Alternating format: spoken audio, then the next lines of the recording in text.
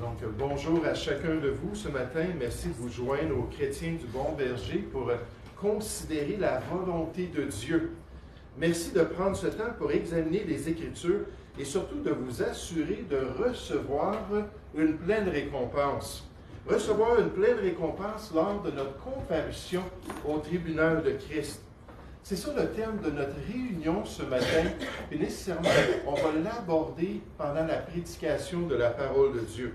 On va regarder ça dans les Écritures, de savoir que nous sommes prêts à passer devant le Seigneur, de savoir, de comprendre que nous priorisons ses œuvres qu'il a préparées pour chacun de nous, qu'il n'y aura pas de distraction dans notre vie qui nous mènerait vers des compromis au niveau de notre service que nous devons rendre au Seigneur.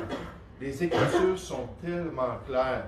Elles nous disent ce qu'on demande des dispensateurs, c'était une forme de serviteur dans l'œuvre de Dieu, et c'est pour tous les serviteurs de Dieu. Ce qu'on demande des dispensateurs, c'est que chacun soit trouvé fidèle.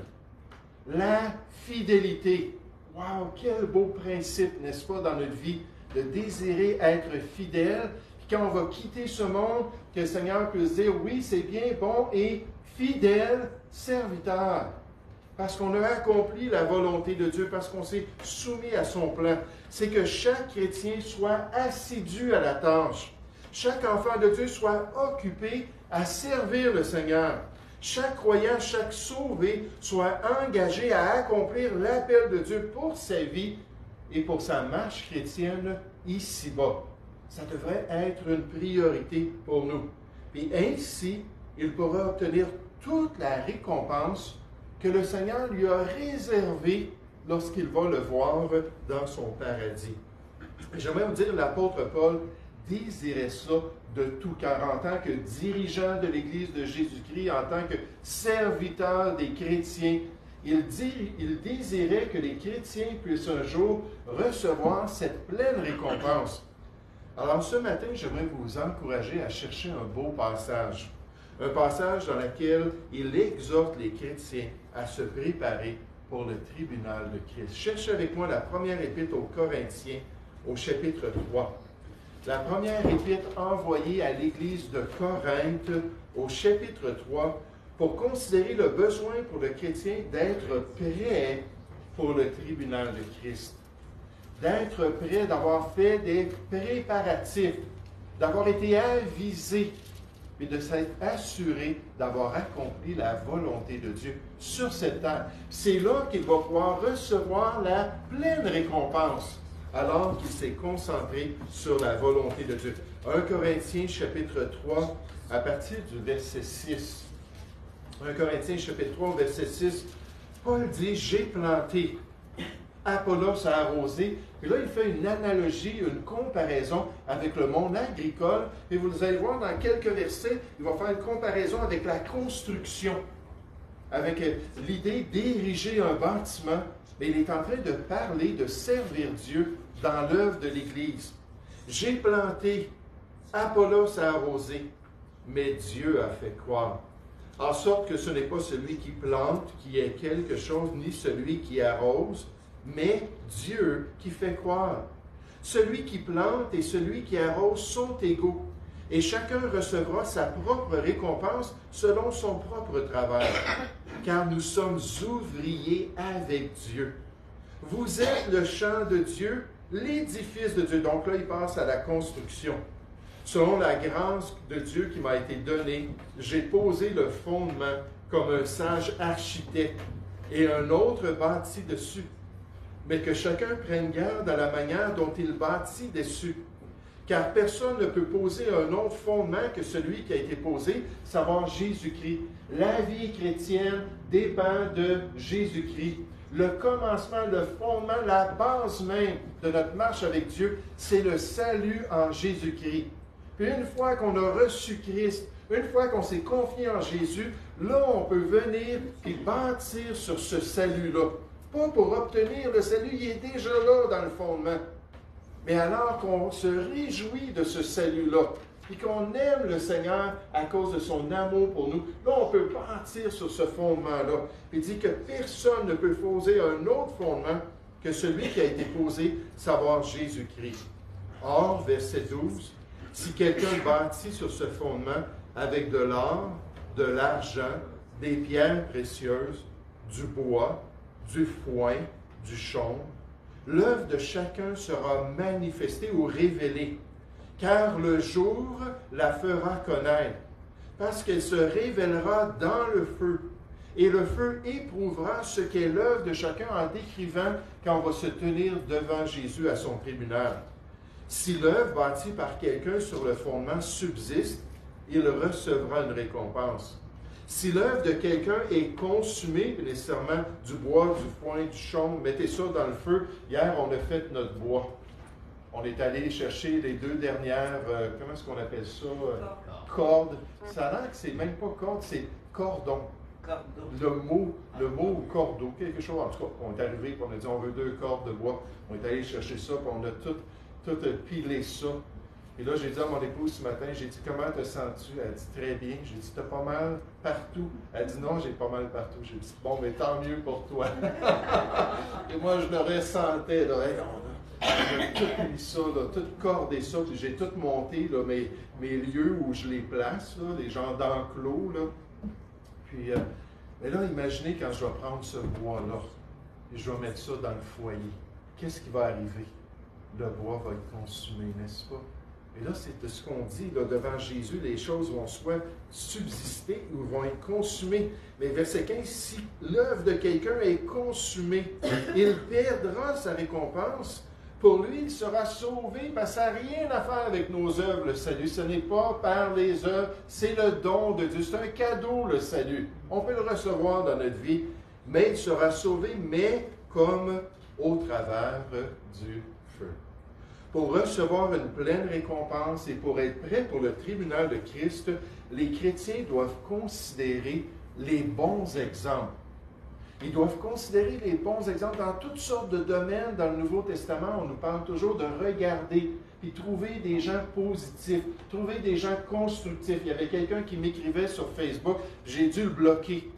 Là, je l'ai partagé à une autre personne, j'ai dit, c'est tellement dommage, je voulais développer une bonne relation avec cette personne-là, mais il était tellement négatif, il était tellement là, arrogant, il était tellement là, une mauvaise influence qu'à un moment donné, j'ai dit, ben, arrête de me contacter, je ne peux plus te parler, pas parce que je suis meilleur que toi, c'est juste que ça m'affecte. Puis il a continué, fait que tout, je l'ai bloqué, je l'ai enlevé. Et là, ici, on nous parle de cela, qu'il faut regarder des bons exemples. Dans le service chrétien, les chrétiens doivent regarder ceux et celles qui sont venus avant eux et qui sont demeurés fidèles à la tâche, fidèles à l'appel de Dieu. Ils doivent considérer ceux qui sont restés zélés tout au long de leur vie chrétienne. Parce qu'on parle d'une course, puis on commence la course, n'est-ce pas? Là, on nous donne le signal, puis là, les gens vont commencer à courir, puis c'est pas un sprint en passant. La vie chrétienne, c'est un marathon. Et là, on court, puis on court, puis on court. Et le but, c'est de se rendre jusqu'à la ligne d'arrivée. Mais ça arrive qu'il y a des chrétiens qui sortent de la piste. Ça arrive qu'il y a des enfants de Dieu qui se découragent, qui cessent de courir. Mais là, il faut trouver des gens comme ça, des personnes qui vont être un exemple pour nous, qui sont demeurés attachés à ces œuvres particulières que Dieu leur a montrées, alors qu'ils ont cherché sa face, alors qu'ils ont dit « Qu'est-ce que tu veux que j'accomplisse dans ma vie chrétienne? Je ne sais pas pour vous, mais moi, c'est ma prière. Seigneur, montre-moi. Seigneur, aide-moi à comprendre. Aide-moi à voir les choses qui sont prioritaires pour toi. » Puis en tant qu'enfant de Dieu, on doit absolument être encouragé par des exemples qui sont positifs. L'apôtre Paul lui-même, la Bible nous dit, a été mis à part, a été consacré pour annoncer l'Évangile. Il a été envoyé avec le message de Jésus-Christ à travers l'Empire de l'époque. Il exhorte les Corinthiens à se préparer ici dans ce passage pour le tribunal de Christ à la lumière de son propre exemple. Il va dire, regardez, moi je suis en train de servir le Seigneur. Il faut se préparer pour voir Jésus-Christ, il faut le servir. Et de la même manière, il encourage les chrétiens. Regardez au verset 6, il dit, j'ai planté. Apollos a arrosé, mais Dieu a fait croire. en sorte que ce n'est pas celui qui plante qui est quelque chose, ni celui qui arrose, mais Dieu qui fait croire. Celui qui plante et celui qui arrose sont égaux. On parle de l'œuvre de Dieu ici, on ne parle pas des agriculteurs, ceux qui sèment spirituellement.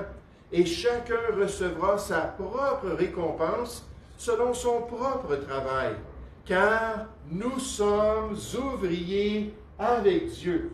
Paul, ses associés et les chrétiens, les gens à Corinthe, les gens à Drummondville, les gens partout dans le monde à travers l'histoire chrétienne. Nous sommes ouvriers, on est des serviteurs. Vous êtes le champ de Dieu, vous êtes l'édifice de Dieu. Selon la grâce de Dieu qui m'a été donnée, j'ai posé le fondement comme un sage architecte et un autre bâti dessus. Donc, à l'exemple de Paul, dans ce bel exemple-là d'un serviteur fidèle, Paul voulait que les Corinthiens puissent continuer. Paul ne se gênait pas de dire aux croyants, « Soyez mes imitateurs, comme je le suis moi-même de Christ. » Et seulement Jésus-Christ, c'est l'exemple parfait de celui qui a accompli entièrement la volonté de Dieu. Je fais toujours ce qui est agréable à mon Père céleste, Jean 8, 29. Quand il était sur la croix, il a dit, tout est accompli, j'ai tout fait, j'ai tout payé. Puis là, il a pu rendre son âme et s'en aller dans la volonté de Dieu. Et Paul a dit, soyez mes imitateurs, alors que j'imite moi-même Jésus-Christ. Il a écrit à d'autres croyants, il dit, soyez tous mes imitateurs, frères, et portez les regards sur ceux qui marchent selon le modèle que vous avez en nous. Cherchez la deuxième épître aux Corinthiens. Vous pouvez garder votre main ici dans 1 Corinthiens chapitre 3 et tourner dans la deuxième épître au chapitre 5. Et vous allez voir dans le passage principal dans le Nouveau Testament où on nous avertit qu'on va passer devant le tribunal de Christ. Dans ce passage principal-là, Paul parle encore de son exemple, des croyants fidèles pour encourager les Corinthiens, pour les aider à être prêts pour le tribunal de Christ.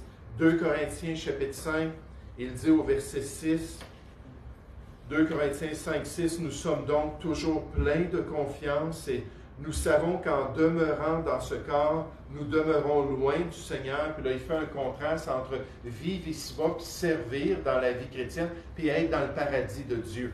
Il dit, pendant qu'on est ici, bien, on est loin physiquement du Seigneur. Il dit, car nous marchons, verset 7, par la foi et non par la vue. Nous sommes pleins de confiance et nous aimons mieux quitter ce corps et demeurer auprès du Seigneur. On n'est pas suicidaires, les chrétiens. C'est pas ça le plan de Dieu. Mais il dit, si je pouvais partir tout de suite puis m'en aller là, dans la gloire, il dit, j'aimerais mieux faire cela. Dans Philippiens 1, 23, il dit, ce qui de beaucoup est le meilleur. Rester ici puis servir le Seigneur ou quitter ce monde puis s'en aller dans la gloire puis être auprès de Jésus. Il dit, ça c'est beaucoup meilleur que vivre la vie chrétienne, mais je vais accomplir le plan de Dieu. Il dit, entre-temps, regardez le verset 9. Il dit, c'est pour cela aussi que nous, moi, Paul, les associés, les chrétiens, nous nous efforçons de lui être agréables. Soit que nous demeurions dans ce corps, soit que nous le quittions, car il nous faut tous comparaître devant le tribunal de Christ, afin que chacun reçoive selon le bien ou il reçoive selon le mal qu'il aura fait, étant dans son corps, dans sa marche chrétienne. Oh, il faut penser à des chrétiens qu'on a côtoyés depuis notre salut. Des enfants de Dieu qui sont venus avant nous, mais on sait qui ont continué à servir le Seigneur. Comme le vieux pasteur qu'on avait ici à l'Assemblée, 88 ans. Et là, il a quitté ce monde pour s'en aller dans la gloire. J'aimerais vous dire, là, jusqu'à la fin, il voulait servir le Seigneur. Jusqu'à la fin, il voulait évangéliser les perdus. Jusqu'à la fin, il voulait venir dans l'Église pour exhorter les croyants. C'était ça son désir. Il a pensé à des gens comme ça, disant, hey, moi, je veux imiter cette foi-là. Moi, je veux avoir cette persévérance-là. Moi, je veux avoir la fidélité comme ce frère. Pensez à des exemples bibliques de croyants qui ont continué à servir le Seigneur, juste même jusqu'à leur exécution. L'apôtre Paul, on voit ça dans le Nouveau Testament. Il a été exécuté à cause de sa foi, mais jusqu'à la fin, il est demeuré fidèle. Il n'a pas fait de compromis, il est resté attaché à la volonté de Dieu. Lisez des biographies de bons serviteurs du Seigneur qui sont remarquables par leur constance et leur persévérance. Dans notre présentoir de livres, surtout dans ma bibliothèque, dans mon bureau, j'ai toutes sortes de biographies. J'aimerais vous dire, je les ai tous dévorés. De voir des gens comme ça qui aimaient le Seigneur, qui ont servi le Seigneur, et qui ont continué à accomplir le plan de Dieu, ça va nous encourager, nous aussi, à être prêts pour le tribunal de Christ. Puis je pensais à ce missionnaire-là qui s'appelait C.T. Studd.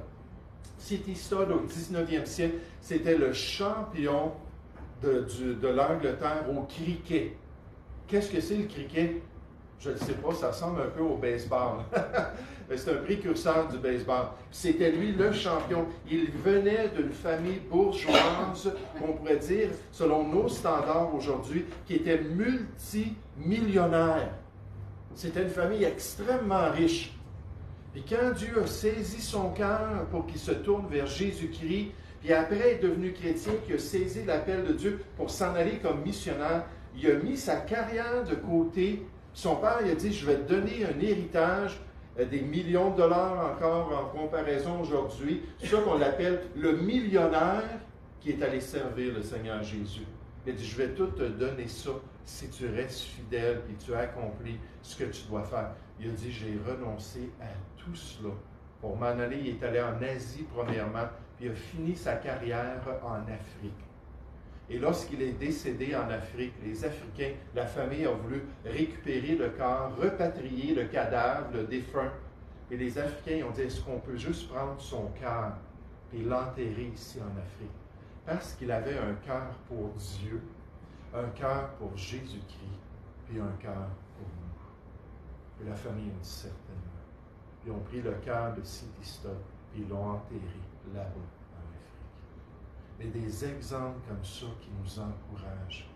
Des exemples comme ça qui nous aident à relever nos manches, à avoir du zèle, puis de la vaillance, puis de servir le Seigneur de tout notre cœur pour pouvoir glorifier le Seigneur. Dans le texte biblique, on voit aussi, pour pouvoir avoir une pleine récompense, qu'il faut avoir les bonnes priorités. Il faut avoir les bonnes priorités. Il faut prioriser les bonnes choses dans notre vie. J'aimerais vous dire, le chrétien a des opportunités de faire toutes sortes de choses.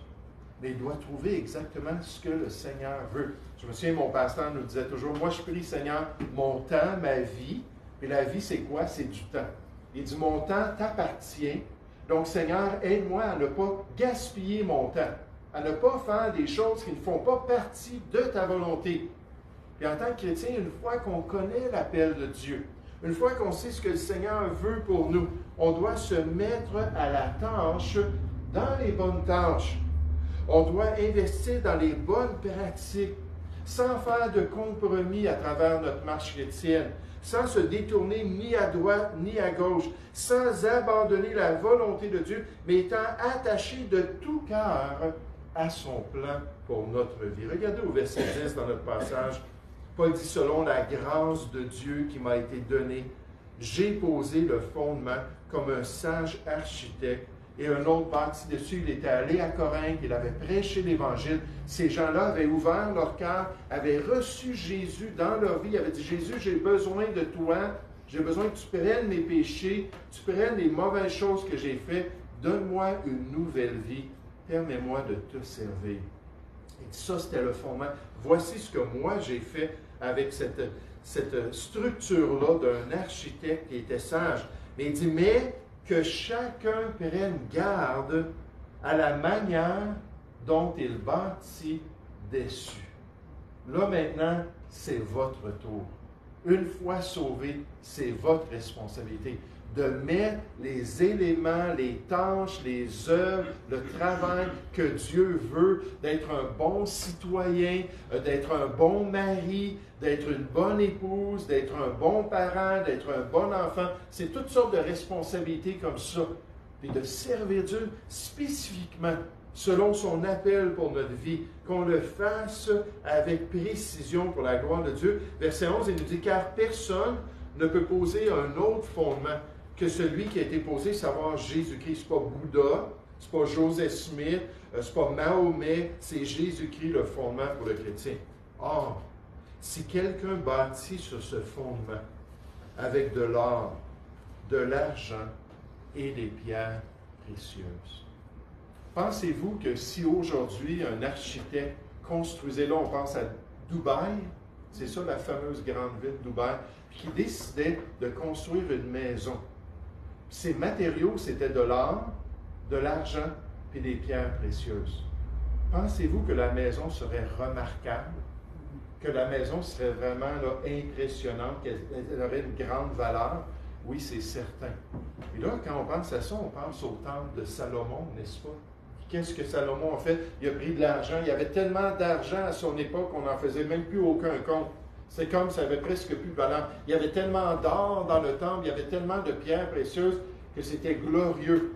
Au point que Jésus, un jour, sortait avec ses apôtres, puis sortait du temple, et là, ils ont dit, Maître, regarde les belles constructions. C'était impressionnant. Et là, on fait là, une hyperbole, si on pourrait dire. On fait un contraste majeur entre quelque chose d'une grande valeur et regardez les autres éléments avec lesquels les gens pouvaient construire dans leur vie chrétienne.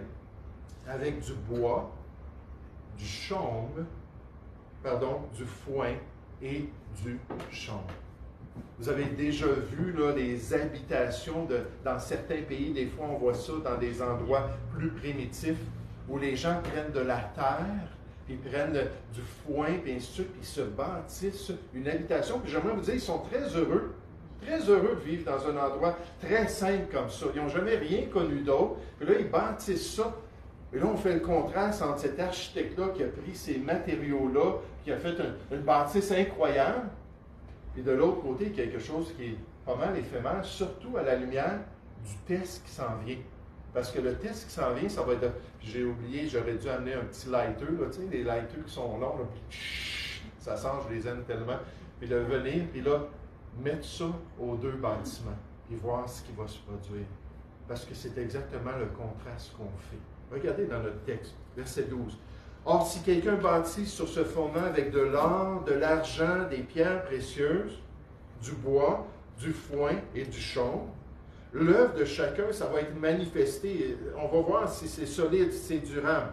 Car le jour, en parlant du tribunal de Christ, de ce jour où on va se tenir devant notre Sauveur, le jour la fera connaître. Parce qu'elle se révélera, elle sera manifestée dans le feu. Et le feu éprouvera, testera ce qu'est l'œuvre de chacun.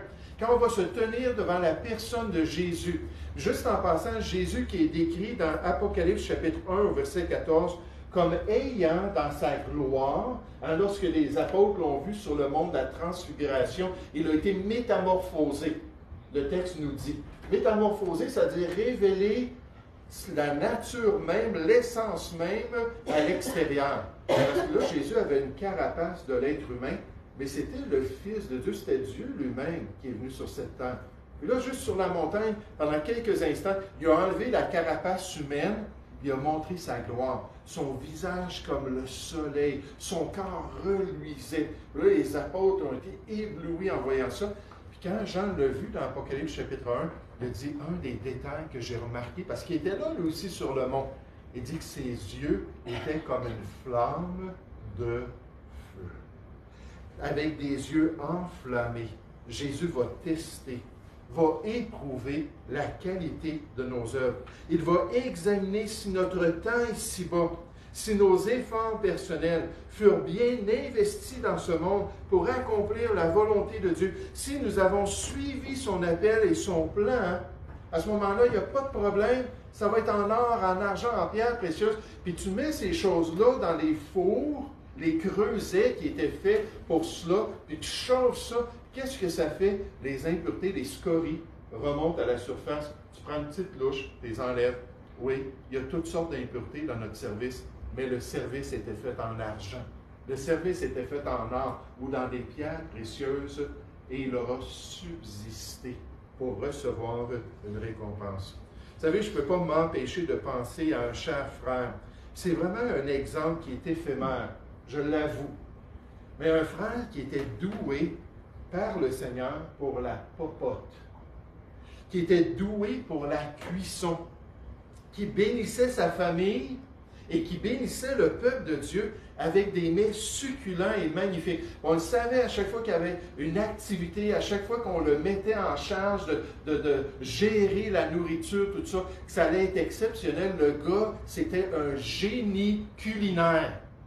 Et là, quand il se mettait à faire de la popote, on avait juste hâte de s'asseoir. Hein? On se dépêchait à mettre les tables, puis à mettre les assiettes, les verres, puis on disait « amenez-en, ça va être tout un festin ». Mais un jour, cet homme-là, qui était doué ainsi, a été connu par un camp. Un camp de ce monde, un camp, je ne me souviens pas c'était quoi l'activité, mais tout l'été, ils avaient besoin d'un cuisinier. Et là, ils sont allés le voir, puis on dit, on a appris que tu es vraiment doué. On aimerait ça que tu puisses venir, puis que tu puisses être notre cuisinier à temps plein. Puis on va même te rémunérer pour cela. Fait que là, il a quitté l'Église, il a quitté ses activités. En fait, on ne l'a plus jamais revu. Il a vraiment tout quitté. Il a mis sa Bible de côté, il a mis sa foi de côté, puis il a dit, « Wow, là, je suis vraiment apprécié des gens. » C'est pas qu'on lui disait pas, « Hey, on lui disait tout le temps. » Mais là, il y avait une certaine notoriété d'être un chef de tout ce camp-là. Et malheureusement, il a mis de côté des éléments dans sa vie, puis on le verra au tribunal de Christ. Mais moi, je pense que ça va être de la paille qui a été mis dans la construction. Puis là, en travers les autres éléments d'argent puis d'or, il y a du foin qui a été mis là. J'ai bien l'impression, le Seigneur le sait, qu'un jour, on va lui reprocher ça. Pourquoi? Parce que tu peux faire de la popote dans un camp, comme tu peux servir dans des choses de ce monde toute ta vie. Puis mon épouse a été pendant des années bénévole pour la Croix-Rouge, première répondante qui allait lors des sinistres, bien sûr. C'était bien beau, elle le faisait par amour pour les gens. Mais aux yeux de Dieu, là, j'aimerais vous dire, c'était pas grand-chose. Si elle avait mis de côté le service chrétien pour faire ça. Et c'est ce que ce frère-là a fait. L'opportunité, Jésus a dit, même si vous donnez un verre d'eau à celui qui m'appartient, parce qu'il est du Seigneur, vous ne perdrez pas votre récompense. Imaginez un beau repas, comme la récompense va être extraordinaire. Mais des choses juste semblables à ça. Regardez rapidement Matthieu chapitre 25. Matthieu chapitre 25, au verset 14. Un des avertissements quand Jésus a dit, écoutez, je m'en vais, et mes serviteurs, un jour, préparez-vous parce que je vais revenir. Et là, je vais vous demander de rendre compte. Et juste avec le temps, ce matin, on n'ira pas, c'est un long passage, on va juste le résumer. Matthieu chapitre 25 au verset 14. Il en sera comme d'un homme, quand Jésus va partir, il a dit, c'est comme, voici la parabole qui l'explique. Il en sera comme d'un homme qui, partant pour un voyage, appela ses serviteurs et leur remit ses biens. Il leur a mis ce qui lui appartenait. Donc, c'est des dons de la grâce de Dieu. Il donna 5 talents à l'un, 2 à l'autre et 1 au troisième, chacun selon sa capacité, et il partit. Aussitôt, celui qui avait reçu les 5 talents s'en alla, les fit valoir, et il gagna 5 autres talents. Donc, il est allé investir l'argent de son maître. De même, celui qui avait reçu les 2 talents en gagnant 2 autres, celui qui n'en avait reçu qu'un, alla faire un creux, un trou dans la terre et cacha l'argent de son maître. Longtemps après, le maître de ses serviteurs revint et leur fit rendre compte. Là, ce que Jésus fait, c'est qu'il image le fait qu'on va se tenir devant lui avec tout ce qu'il nous a donné. Qu'as-tu que tu n'aies reçu?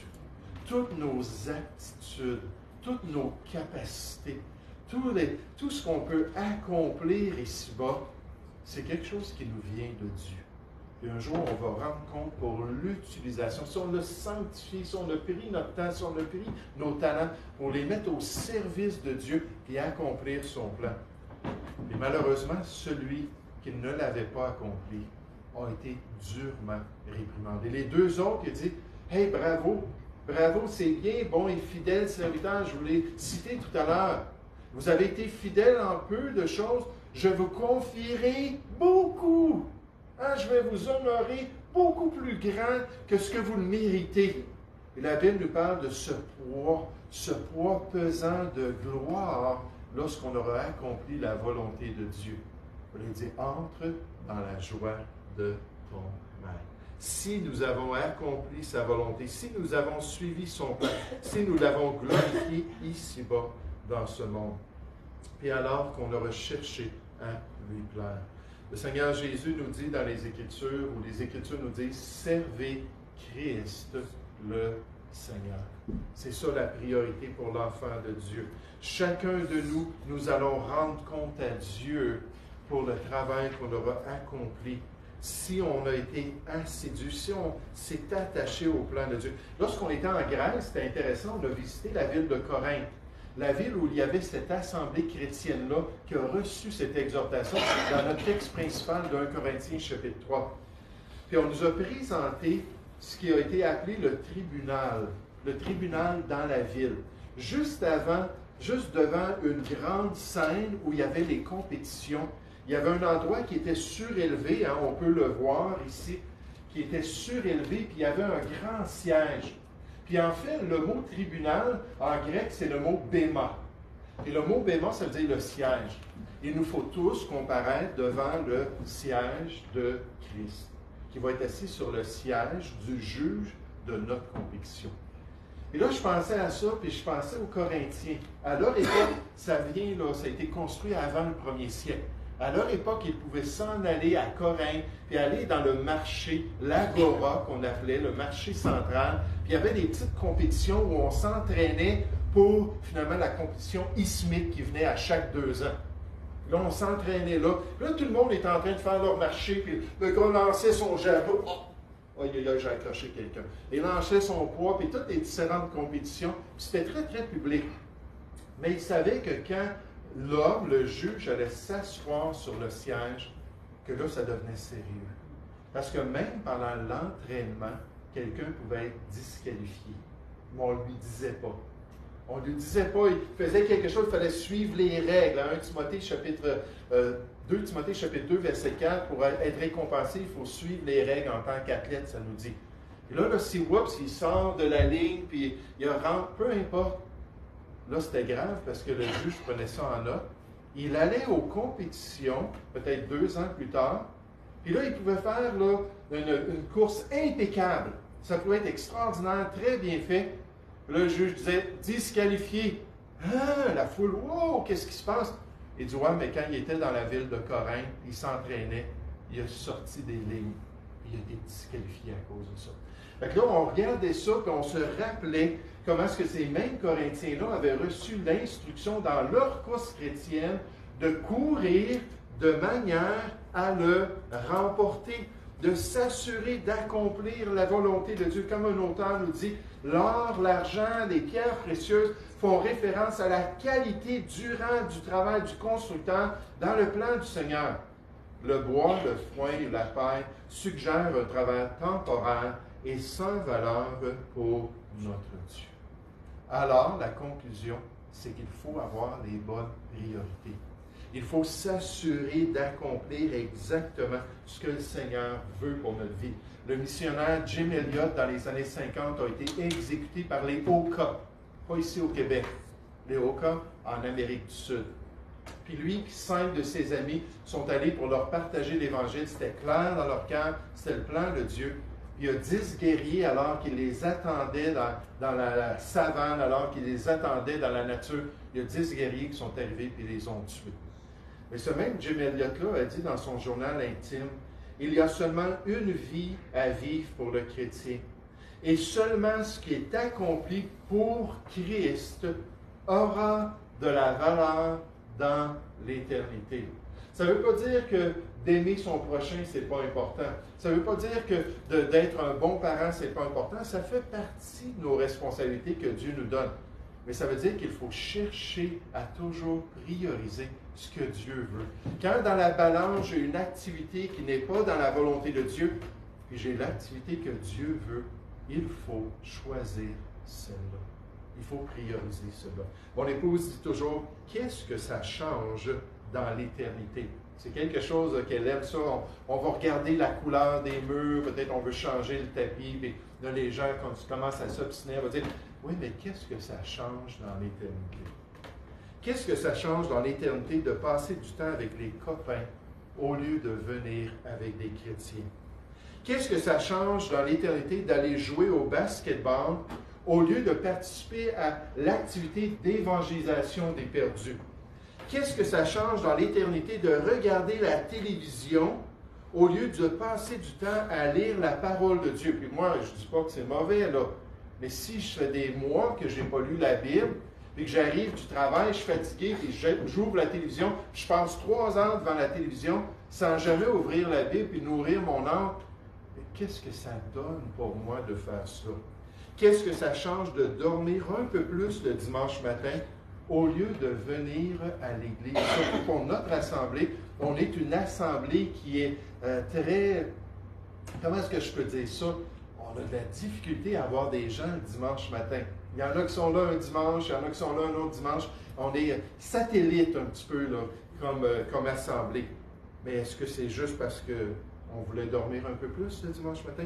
Qu'est-ce que ça change d'aller faire une sortie le dimanche en comparaison avec une activité de service chrétien dans l'Église de Jésus-Christ? C'est pour ça que je vous dis, dans la balance, il faut toujours prioriser les choses de Dieu.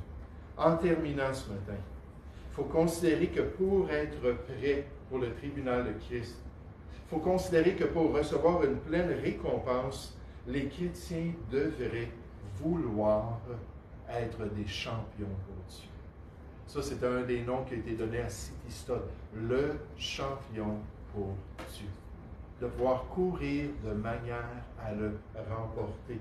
S'ils sont spirituels, s'ils sont proches de leur Dieu, s'ils ont le cœur selon le cœur de leur Sauveur, ils devraient avoir les priorités qui les poussent à chercher premièrement. C'est rien d'extraordinaire pour le chrétien. Chercher premièrement le royaume de la justice de Dieu. Vous savez, des fois, les gens me disent « Oh, ben, je ne suis pas allé à l'église parce qu'on a eu de la visite.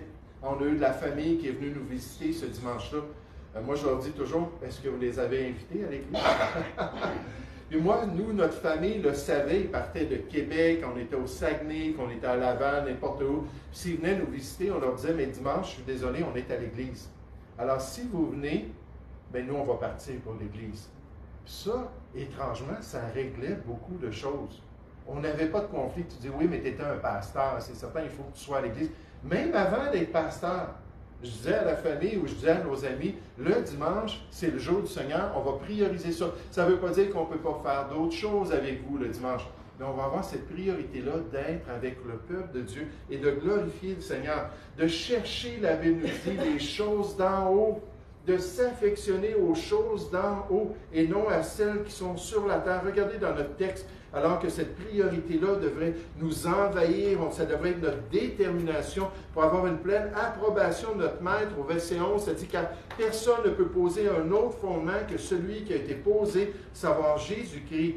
Or, si quelqu'un bâtit sur ce fondement avec de l'or, de l'argent, des pierres précieuses, du bois, du foin, du chaume, l'œuvre de chacun sera manifestée.